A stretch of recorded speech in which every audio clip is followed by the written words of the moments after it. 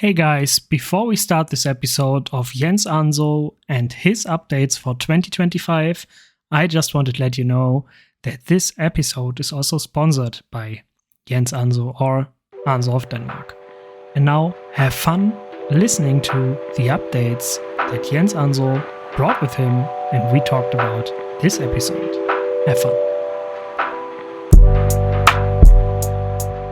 Moin moin and a dear welcome to another episode of Tim's Sprachnachrichten or Tim's voicemails for you English-speaking people out there. And today I have a very, very special guest, and that is Jens Anso. Hey, Jens. It's awesome to have you back on the show. I'm fine. Pleasure. How about you? I'm doing really good. I'm feeling inspired. I try to say that rather than saying that I'm super busy, because at the end of things, it's the same thing. But I have a tendency to consider that saying that you're really, really busy is a negative thing. I don't consider it as such, but I'm teaching myself to say that I'm inspired instead. Yeah, sounds a bit more chilled, I guess, than being busy, right? Being busy, a little more chilled always, and definitely more with a positive vibe to it. Yeah, exactly. Being busy always has this stressful sound to it, right? Like we are super busy, and I don't mind being busy, and I put myself in a situation where that's the general day for me. But in order to cope with that, at least I have to persuade myself into thinking that it's very positive. And it is. Being a small business owner and being busy is definitely much better than being a small business owner and having way too much time on your hands. Oh yeah, definitely. So we had our last little chat, so to say, at the Have a Knives Day Fest at Knives and Tools, right? Back in September it was, right? Yeah. I had you. I handed you the microphone on the cooking spoon. Yeah, I recall that. Yeah. And we wanted to sit together again and have a talk about all the stuff that happened between our last recording. But I mean, I think, let me recall, it was right after while you designed the TOKO, right? I mean, that was. I think it was at least before launching the TOKO. So yeah, either way, it was. Yeah, it was probably during the design phase, but the design phase stretched out over, I don't know, 6 months at least. So yeah, I can recall the YouTube. You share your design process or you shared your design process about the TOKO on YouTube, right? On your YouTube channel.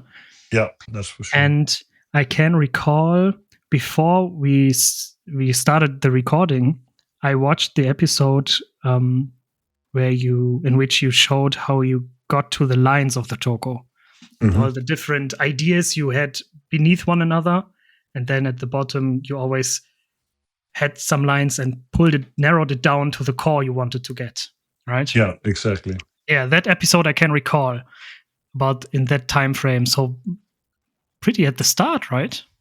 Yeah, that was quite early in the process, and the TOKO, being the nature it is, and by that I mean it's a knife that we produce in my shop. It's not a custom, but it's I'm actually hesitant about calling it a production because it's so close in quality and time consuming that it gets very, very close to being a custom. But it is not made entirely by me, but mainly by my team in my shop. For new listeners, I have a small shop with 4 guys working for me, manning the CNC machines, and in this case, they also do the majority of the work on what I call shop-built knives, which include the TOKO. Yeah. The shop built knives, you started with the Aros, right? That was the Aros first knife was that the carried that, first, right? and that was launched in December of 2023. Yeah. So we are 2 years in by now in what I actually consider to be almost a completely new company. Of course, Okay. it's still my company. It's Anso of Denmark, and as of such, it's the same. But with us producing knives in larger numbers and without me being the guy who makes the majority of the work, like on my custom knives, I Mm-hmm. consider it not just a new product line, but more so a completely new direction for the company. Oh, yeah. Also, because in those 2 years, I had to really close down any other projects that we were making except for my custom knives, just because Mm-hmm. starting a knife factory, which it really is just so incredibly demanding, both from a uh, time spent on the machines. So really, we are at maximum capacity at this point, even though that I bought a fourth machine, a year ago, that is now dedicated to grinding blades.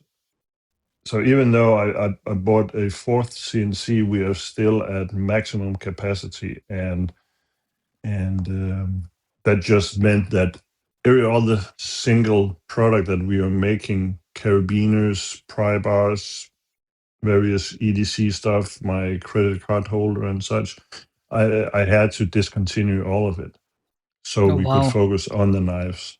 Mm-hmm. All right. So Aros was released last year then, right? 23, so 2 years ago. Oh, already 2 years ago.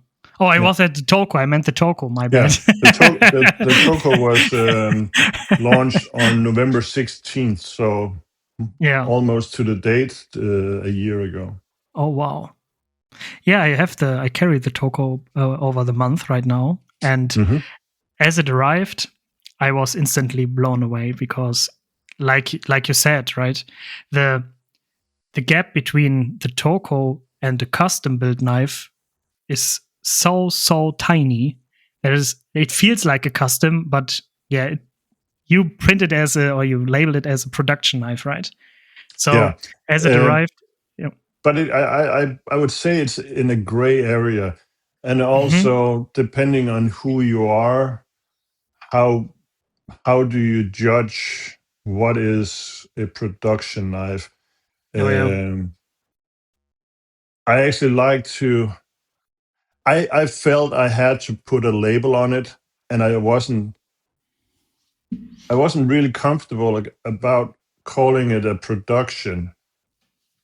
It's definitely not a custom knife, but then again, what is a custom knife? Because when you order a TOKO or one of the other shop built knives, you actually get to decide between a good number of variations of materials and colors, and then that knife is made specifically for you. We don't have stock. So if you go to my site and order a TOKO, you decide Mm. between four different colors of handles, three different colors of hardware, and three different materials of backspacer. So by the end of it, that is 24 different variations just on the TOKO, not including the TOKO with an inlay, just as the base TOKO. So when you order it, it's custom built to your order. Mm. except not by a custom maker, but by a custom maker team, if you will. So it. Yeah. I I was think just thinking the if the moment. Yeah, sorry. Go ahead. I was just thinking if the term mid-tech would fit. Yeah, but then again, what is mid-tech? Yeah. The moment you put a label on something, then 10 different people will have 10 different Opinions, yeah.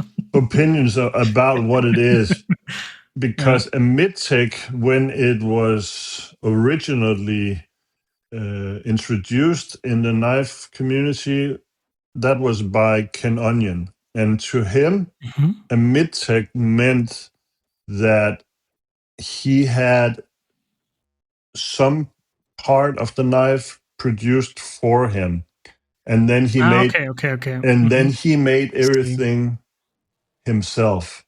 Mhm. Okay. But So yeah, that doesn't fit really, right? so and I at this point I don't really recall exactly what his mid-tech was, but Mm. he made the majority of that knife in his shop anyway with his CNC machine. But Yeah. then you have other makers who have every single part of the knife made, but they assemble the knife. Maybe they Mm. sharpen the knife, and they call that mid-tech. So what is that? That is, in my opinion, more a production knife that's assembled in your shop. But calling it a mid-tech is not more Yeah. defining than any other label. So I Yeah. actually went ahead and made my own definition, because if I make my own definition, then I control what that Yeah. definition is. 100%, definitely. But I actually like to quote one of my old friends in the industry, Rick Hinderer, because he was one of the very early front runners of knife makers creating a production brand. Mhm. And there was a lot of debate. Is a Hinderer knife a production knife? Is it a custom knife? Is it a mid-tech? What is it? And what he answered was, and I feel that's really brilliant, is he said that I don't care. I make knives. Yeah. And Relatable, yeah. then he let the buying public decide what is it. Mm. So for me, I went into creating the shop build line with the idea that this is not production, but it's not custom. It's made exactly, with a few exceptions, it's made exactly like my custom knives on the Mm. same machines, using the same techniques, using the same level of finish, except for one thing, and that is the blade is not hand ground. It's ground on our CNC machines and then finished by hand. But my custom knives are finished by me, and the shop build are finished by my team. So it's like a very hair fine Mm. balance between what is what, and that was the main reason why I decided to give it its own label. So Yeah. So are your custom knives available throughout the year though? no, of course. Only at your launch 15, right? Um, I have my Launch 15, which is a quarterly online knife show where I make a number of custom knives and put them for sale. And then on top of that, I will accept a limited amount of orders for custom built knives of models that I decide. So, for instance, right now I'm building the last Sonic folders that I accepted orders for by the end of last year. And I have just closed the order book for Monte Carlos and Zeros that I have just received. So I accept a limited amount of orders per year, Mhm. of course, because I'm I'm just me in my shop when I make custom knives, which means there's a limited amount of knives that I can produce, and that is exactly that is why I introduced the shop build line, because I wanted to be able to produce more knives so more people could enjoy knives in the quality that I control. Mm. I also design for production companies, but in that regard, I do not have the same control um, of exactly how a knife is made or to what quality, and of course at a lower point. So one of the things that I've been exploring with the TOKO and the Aros and the ARN is I get to decide exactly what I want to build, and I add every single detail that I enjoy, Mhm. regardless that it might not be the most ideal situation for a production knife, and hence the higher price level than most production knives. Mhm. Yeah, I mean, where I wanted to start a few minutes ago, as the TOKO arrived and I got it, I was like, "Damn, this thing is a banger!" And yet, I had to wait until the start of November to carry it due to my challenge 12 months, 12 knives. And Mm. now I have it on me for like the past 2 weeks every single day.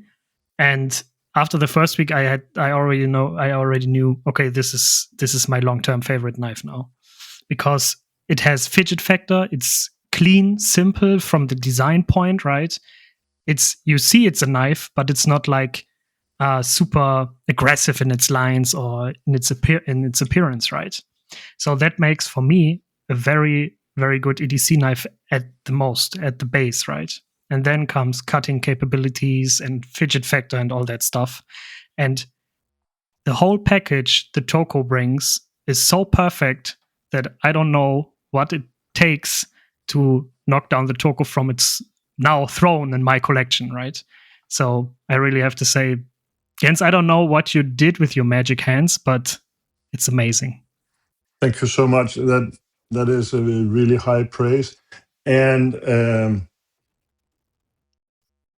I can only say that I'm so incredibly proud of the TOKO. This is by no comparison the best design, in my personal opinion, that I ever did. And by saying so, I'm judging from the several points of view. One is that it's probably the design that I've made that I've spent the most time perfecting before making any prototypes. So I Mm-hmm. spent so long considering every last detail of it. And while designing it, I was doing this, for me, new thing where I would spend around 90 minutes every single day working Oh on yeah, the designs. change. Oh yeah, I can So recall. Yeah. regretfully, I'm not doing that right now. Simply, my schedule doesn't permit it. But um, I did that for close to a year, I think, spending 90 minutes every single day working with design, Mm. either sketching or working on computer, but focused on design work. And the TOKO was part of that. And I spent every single day of close to 6 months, I guess, working on the TOKO. The majority of the work was probably condensed into 3 months of work, but I spent so much time on it that even today, a year after its launch, I can't put a finger on a single detail that I would have done differently.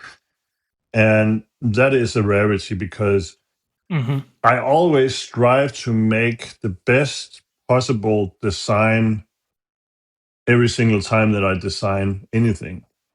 And just to give you an idea, I've to this day designed and made something like 70, 80 custom designs. Oh wow. And on top of that, I like to say at least 100, probably closer to 200 production designs. So I've designed a lot of knives, Oh yeah. and A whole bunch of still, experience right there. let's just say that I put in something like 2 or 3 times the magic 10,000 hours of experience Wow. that is required to consider yourself a professional in a field. So I'm probably at 30,000 hours in knife making and knife designing. So I draw on a lot of experience, but still the Mm. TOKO remains my favorite design and the design that I'm most happy with. I've carried a TOKO every single day for the past 12 months by now. Actually more, probably more like 14 months, because I started carrying one of the prototypes early on. And it's also recognized out in the world to be a very strong design. Similar to your reaction to it, that is the majority of the feedback I'm getting. I even got the honor of winning a Blade Show award Oh in yeah. Atlanta for the This TOKO. year, right? Yeah, this year for the it was the Contender Award, which means that it's shared an award for best imported folder.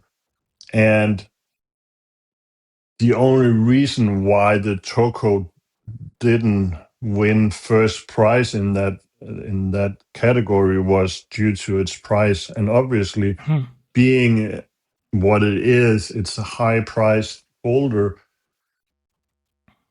and the competition was a fourth of the price. So of course the price factor is something that is judged in a production category. But Yeah. other than the price, um, that was the only drawback to the knife. So that makes me incredibly proud. I mean, especially if you look at it, like there are a whole bunch of production knives out there. I don't know how many thousands of production knives are there, right? Yeah, yeah. And then there are a few who carry the title Best Imported Folder, and being one among them, despite the higher price point, is a huge honor, right? It's a huge honor and also a huge achievement, because Yeah. something like that doesn't come by chance or by luck. Um, No, definitely I, not. I definitely didn't have any idea that it would have a chance to win. Of course, I'm absolutely biased towards my own work, but I'm also recognizing that there are so many talented makers and companies out there. So actually being in the top of that category was a surprise to me, but I have to say it's definitely not by chance, but because we have worked so hard and continue to work so hard to deliver the best possible product that we can, Mm. um, within the limits that we have, of course. Would you say that that is a point in your career that the whole effort you put into your 30,000 plus hours of experience pays itself for your well-being? Yeah, well-being, so to No, say. I understand what you mean. I understand what you mean. Um, I do this as a passion project, really. Um, Mhm. if it wasn't for my passion for designing and making sharp objects, this would not have been possible. There are so many easier ways to make money than to make knives, let Mhm. alone create a production company. this is a very, very difficult thing to do, but it's the only thing that I want to do, and it's really the only thing that I'm capable of doing. So, um, of course, I feel fortunate that what I love the most are creating a livelihood for me. So, Mhm. and for my family, for that matter. This is a family business. So this is where passion pays off, right? I mean, for 100%, yeah, 100%. Passion and very hard work, I'd like to say, because it's definitely not something that comes nor easy nor without a lot of work. But in my opinion, when you are met with responses like what you just told about the TOKO, that in by itself is so very rewarding. mm, If if the product that I enjoyed making wasn't meeting the response, a positive response from the public, then it would be an uphill battle. That said, I've always considered myself to be a designer that divides people, and mm, I like to say that's by choice. I have a distinct style. I have a very strong opinion about what I want to design and what I like to design. And I'm absolutely certain that, just from experience, that this divides people. There's people who like what I do, and there's people who hate what I do. And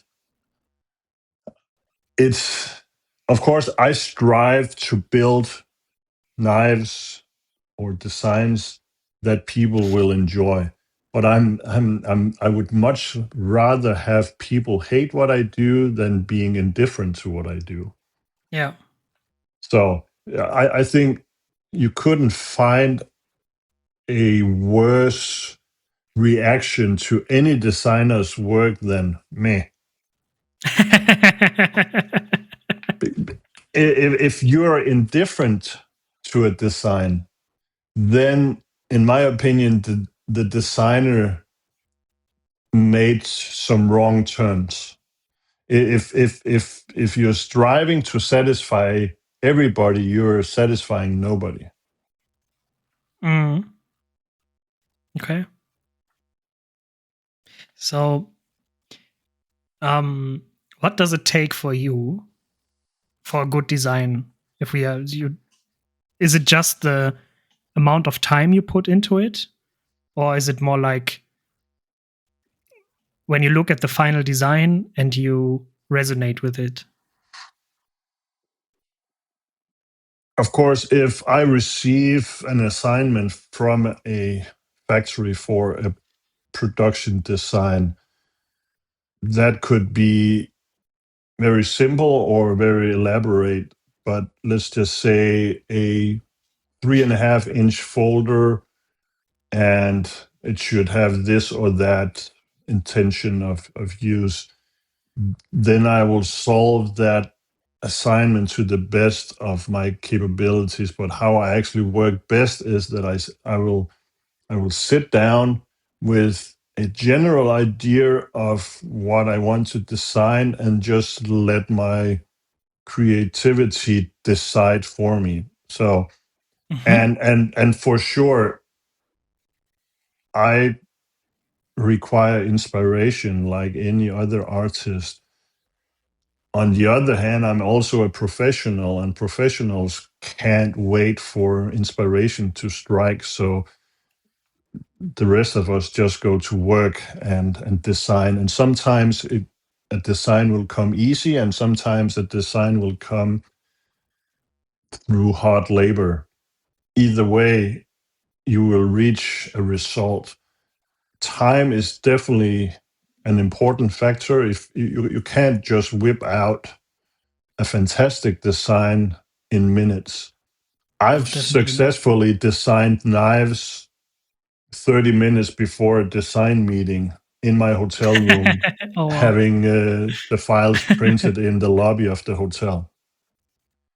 Have any of those designs become fantastic designs? Probably not. Have they become successful designs? Sure.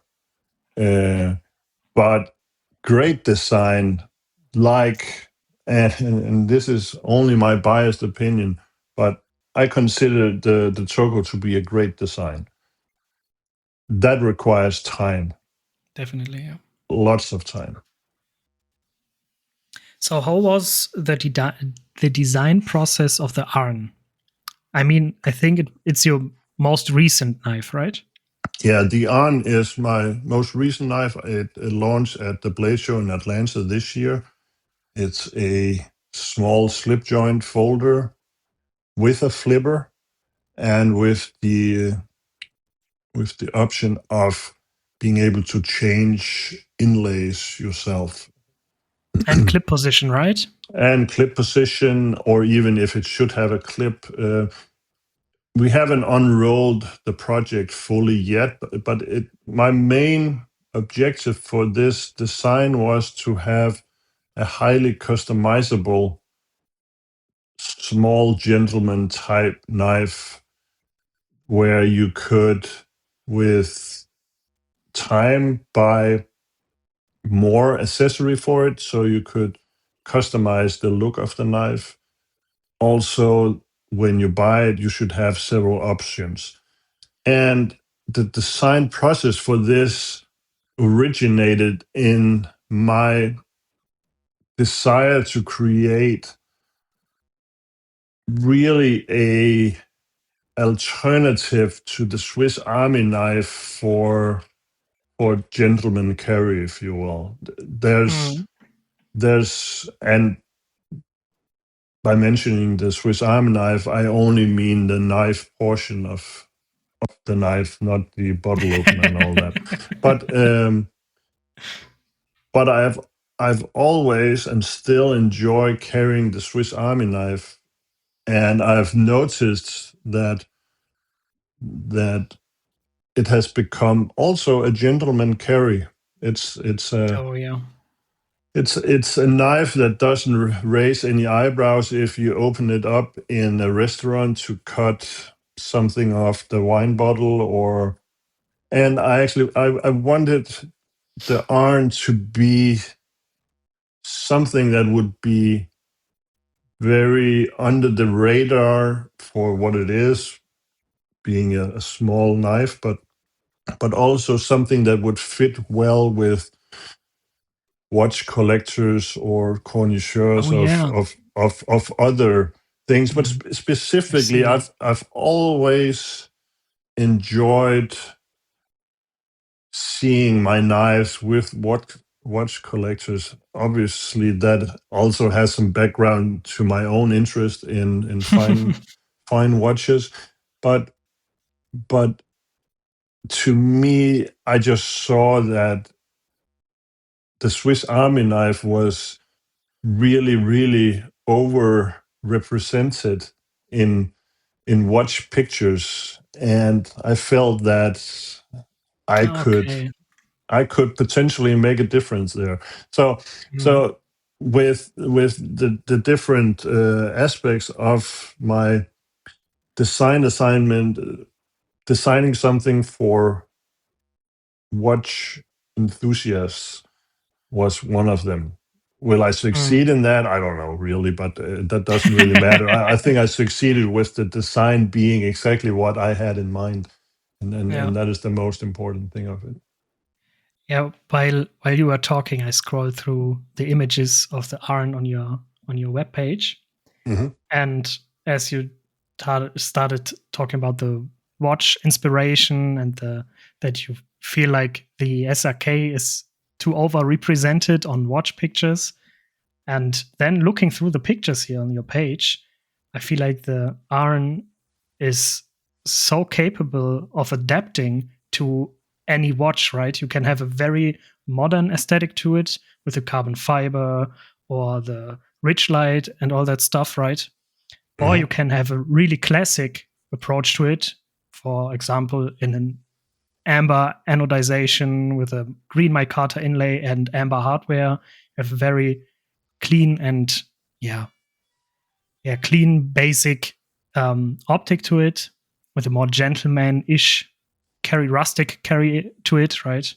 Mm-hmm. So it's so adaptable, and I can totally relate to it, right? That And to me, that was exactly the purpose or the assignment for this one. I wanted it to adapt equally well if you wear jeans or a suit, if you're interested in watches or you're a photographer loving your Leica camera. I wanted something that would fit individual's style well, and to do so, it required a design that would customize towards your personal color palette, your choice of materials. So, and as I mentioned, we haven't unrolled the project fully yet. We introduced it. We are still in its very early stages, but I have so many options just waiting to happen for the yarn. And one of the beautiful things about that is, even though you bought one of the early yarns, I think we have around 150 out there at this point. okay. Even though you bought one of the early ones, any options down the line will be compatible with the first awesome. knife sold. Which also is actually one of the things with my production line or the shop build line that I have come to understand over the course of the last 2 years is, in order for these knives to perform to my requirements, the level of precision is actually quite a bit higher than that of my custom knives. Because one thing is, if you want to build 5 custom knives, you build parts and you individually, or I individually, fit these parts together. And that's fine. But setting out making the shop build line, I wanted it to be possible for you. If you bought a Aros 2 years ago, I want you to be able to buy a new set of scales today, and they should fit. And so I set out to build a production line with absolutely no individual fitting. That is not entirely what we have achieved, because we don't fit parts together, but still, they're just with the little tolerances that we hold every part up to, even a hundredth of a millimeter difference between some parts means that we will pick out, for instance, the button for a button lock specifically for that build. So while some of the parts are interchangeable, there's still a match between the blade, the frame, and the button for the button lock that can't just be mixed and matched. Yeah, definitely not. But yeah, I feel like the iron being a slip joint also has a lot of benefits to it, right? Especially here in European countries. 100%. So the iron features a double detent slip joint mechanism, which is something that I've been using for the past 10 years or so in my Your Monte Carlo Casino and folder. Monte Carlo are Yeah, also double detent folders. exactly. And there's a little story connected with the Monte Carlo, because up until 10 years ago, eight to 10 years ago, any one-hand open folder was illegal to own in Denmark. Oh Not wow. just to carry, but to own. To It own. was it was Oh, that's rough. it was a very, very strict knife law. But I, as one of the only, if not the only maker in Denmark, had permits from the police and justice department to make and sell for export one-hand open knives. It even was to an extent where I had a permit that allowed me to carry any knife of the brand Anso. So Oh wow. it That's was cool. it was really a blank check for me to carry Oh yeah. anything that I could imagine making. Of course, it would be really ridiculous to exploit that, because that permit could easily be in danger if I was stopped in a discotheque with a small sword or whatever. Anyways, um, that permit had to be renewed every 5 years or so. Okay. And 10 years ago, that permit renewal ended up on on the desk of a very, very strict police officer who, upon receiving my request to have the permits renewed, called me on the phone and said, "Yeah, you can forget all about that. You won't get a renewal of your permit, and all the export permits that you have will be withdrawn. Basically, we take everything away from you." Oh wow. Because in his opinion, I couldn't be allowed to make what I make, with the notion that he considered what I made weapons, which by Danish law it was. A one-hand open knife was per definition a weapon, Hmm. regardless of its intended use or anything. And I complained to the police, I complained to the different level of police, all the way to the top police chief. I complained to the Justice Department, and I was like a fraction away from complaining to the European Union's, whatever that section is that prevents rules to be enforced on a single country that would Mm. set anybody in a worse case than a competing country or a neighboring country. Anyways, in that period of time, being that this is what I do for a living, I designed the Monte Carlo, which fitted every single um every single law in Denmark, so it would be perfectly fine to own and carry and all that. Thinking that a slip joint folder, two-handed open folder, would be popular in Denmark, but what it turned out to be was my most popular custom knife ever, because I've been selling the Monte Carlo since then all over the world, and it has turned into a massive success. I've made something like 800 or 900 Monte Carlos by now, Wow. with each blade hand ground by me. It's like full-on custom knife. So in those 10 years, I've made something like 100 a year, or close to 100 a year. So it has remained a very, very popular design, and that also made me think that the arm could potentially become a very popular design, not just in the countries with very strict laws, but also really anywhere else.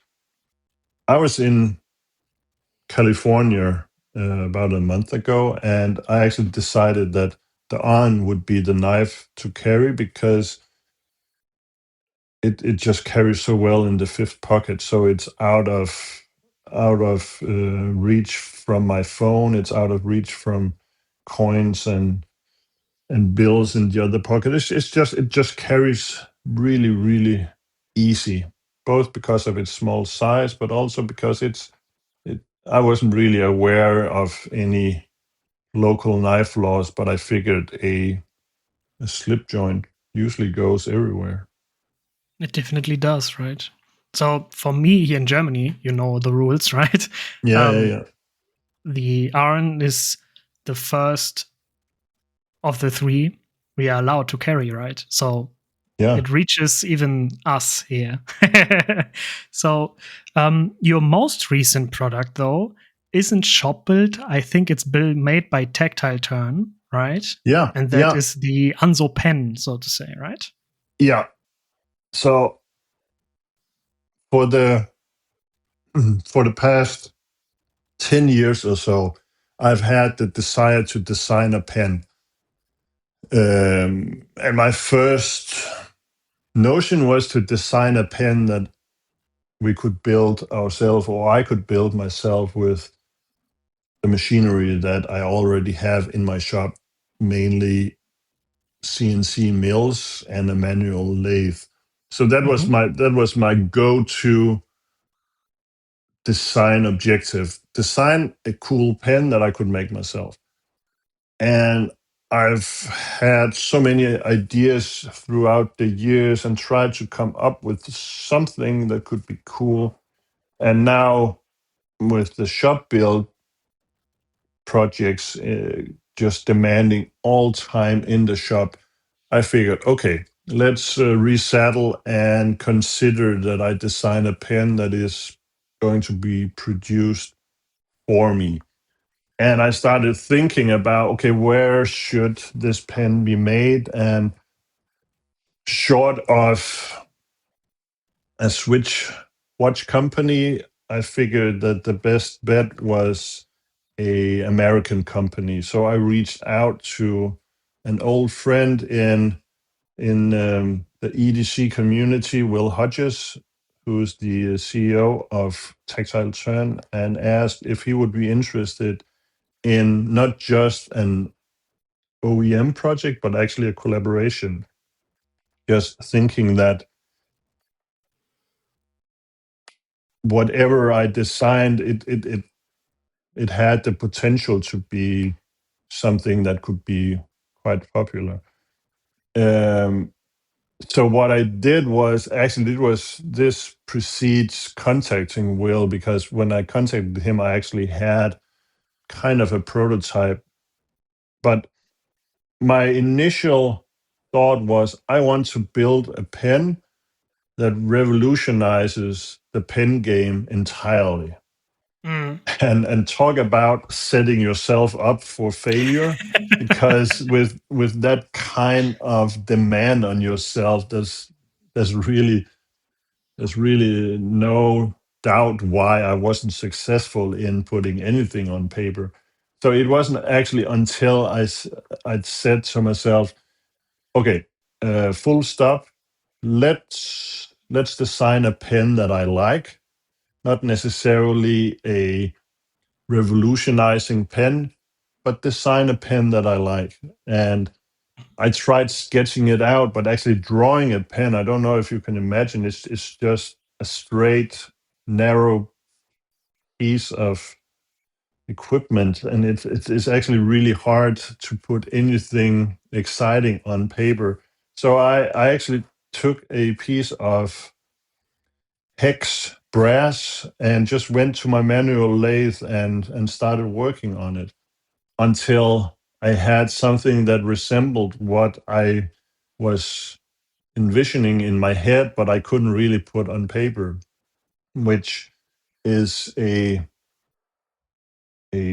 regular size. I like to say a regular sized pen, Yeah. quite narrow pen compared to most any of the everyday carry pens out there, or at least the pens who are specifically designed for the everyday carry community. So this is a quite narrow pen with part of the body that is a hex shape and part of the body that is round with knurling. And with that prototype, non-functioning prototype, by the way, I went to Will Hodges and Tactile Turn and said, "Could this be of interest for you?" And soon after, we engaged in a very interesting process of getting this rough prototype put into production, and we launched it about a month ago, maybe 5 weeks ago, to great success. It almost instantly sold out from my website, and very fast after that sold out from Tactile Turn's website. I visited Tactile Turn 4 weeks ago and brought just a few back with me. So right now I have one of the versions in stock. We introduced it in both a titanium and a brass version, and the titanium version is completely sold out. And I still have a few brass, and I believe Tactile also have a few in brass. But this is not a once and over project. This is something that both Will and myself think will be a continuous success. So we are already working on the next batch that we Oh, hope nice. will be available in the new year, Yeah. early in the new year. And seeing the titanium and the brass version side by side, I really feel like the brass version is, for me, Mhm. the version which is a bit more like, because I use a pen, in my hands really more than a knife, and so Mhm. brass takes patina, and then it gets more like a warm touch to it and a bit more heft to it. Yeah, And I feel 100%. like seeing them side by side, I feel like the brass version is like the version that transports the spirit of the pen better than the titanium version, for in my own opinion, right? Just from No, looking at it, not I having agree. handled it.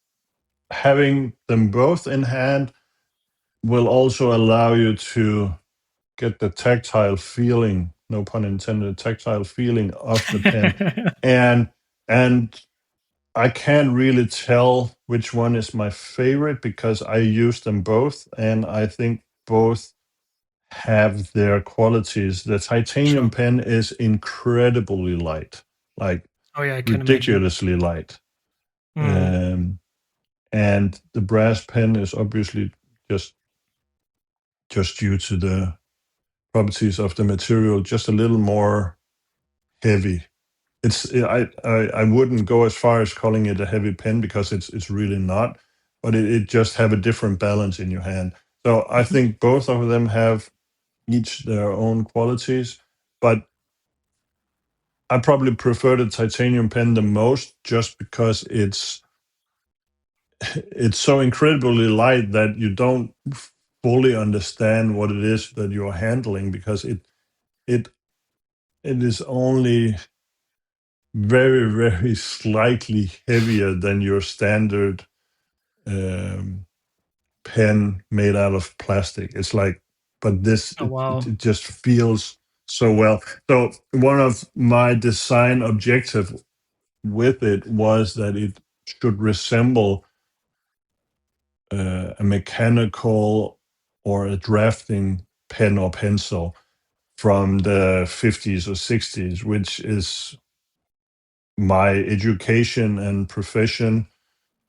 Not surprising, something that I hold very dear. So, for instance, I'm very, very happy user of the Caran Dash 2 millimeter pencil, which is a similar size hex shape, but hex in the majority of its body. And I just absolutely love that. Those are made from aluminum, and the titanium version of it actually comes very close in weight. So it's You it got that was one of those projects where passion really, really paid off, because it's definitely not one of those projects where you should start measuring hours spent mm, versus money earned. It's you don't get rich from designing pens for sure, but that is absolutely besides the point, just because finally, after more than 10 years of thinking about designing a pen, I have the Anso pen in my hand. And for that sake alone, if they only made a handful just for me, the feeling would be equally satisfactory. Knowing that there's a lot of pens out there that I designed makes me very happy, though. Oh yeah, it's a beautiful pen. I like the contrast between the hexagonal part and the round part with the knurling. It's a beautiful contrast between the two shapes, right? Mm-hmm. Thank and for me, it's like when I look at it, it's like the classic pen, right? Not the Mm-hmm. modern style EDC pen. It got a classic touch to it. Yeah. So I really, really love the design of the pen. Definitely. Thank you. I appreciate that.